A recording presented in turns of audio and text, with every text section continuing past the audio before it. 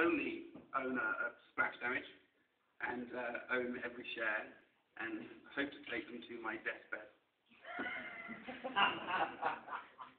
And we're the Dirty Sellouts. Bizarre Creations was founded in, 1846 it seems like. It was 1994, and were independent and staunchly independent all the way through until last year when we became an external studio for Activision. Staunchly independent right up to the point when you sold out. Correct. Okay, excellent. We're going to have a couple of question sessions dotted throughout because I'm sure that some of the things that the guys are going to say are going to cause some reactions, hopefully anyway. But we'll get started with some questions straight off the bat. So, first of all, when you formed your company, all three of you, was selling or the possibility of selling ever part of the plan from the beginning? So if I start with Kuju, when we formed the first company, we had no idea what we were doing whatsoever. So the idea of selling, not selling, never entered our heads. We were just setting something up to do, which I think is how a lot of games developers start. We set up something that we wanted to do. But when we actually, after we'd sold it to Eidos, discovered that we didn't like being part of a publisher at all, and they didn't really like us being part of them either, we bought it back. When we bought it back, we very definitely had the intention of selling. This was 1998. Within 2 years. It was definitely purchased back as a flip.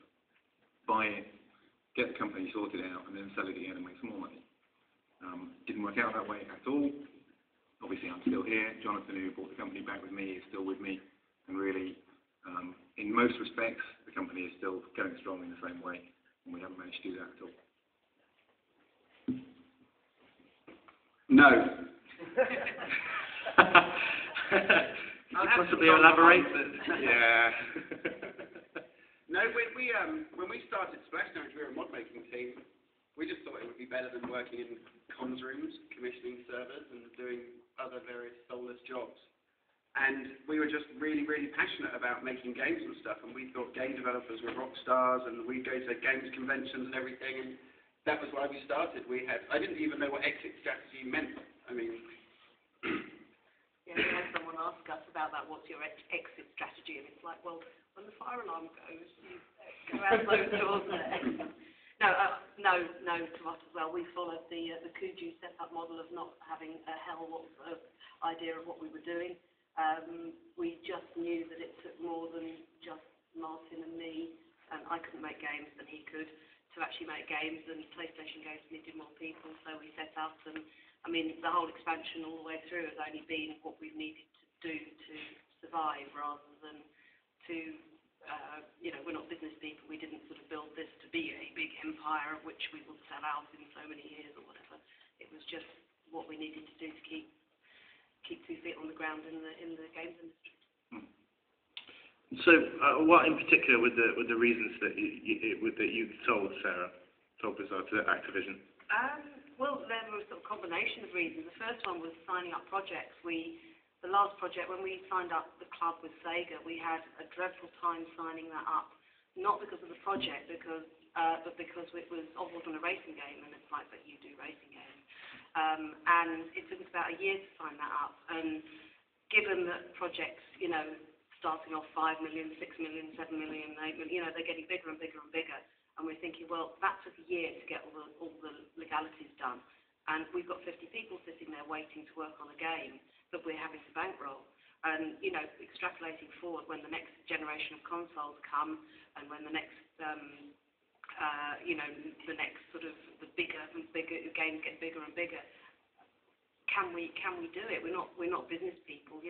What happens if it fails? We consider, our staff rely on us for their jobs. It's not a business, it's a family, and we just didn't want to be in the position where the money in the bank was running out.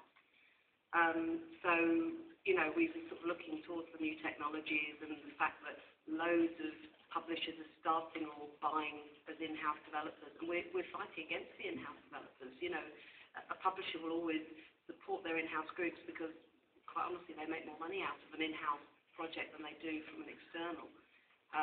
So that was becoming a bit scary. but we were actually enjoying it, not enjoying it anymore. We loved what we did, and it got to the point where we were becoming business people rather than game developers. What we wanted to do was write games. We didn't want human resources and finances and to be signing off purchase orders and things like that. So it just so happened that Activision said, hey guys, are you interested in our independent studio model? And it all went from there, and it was the last thing we had on our minds. And, you know, through the talks, well, we never do this, but it all just fitted in at the right time and the right place, and that's how it happened. And thankfully, it hasn't changed much.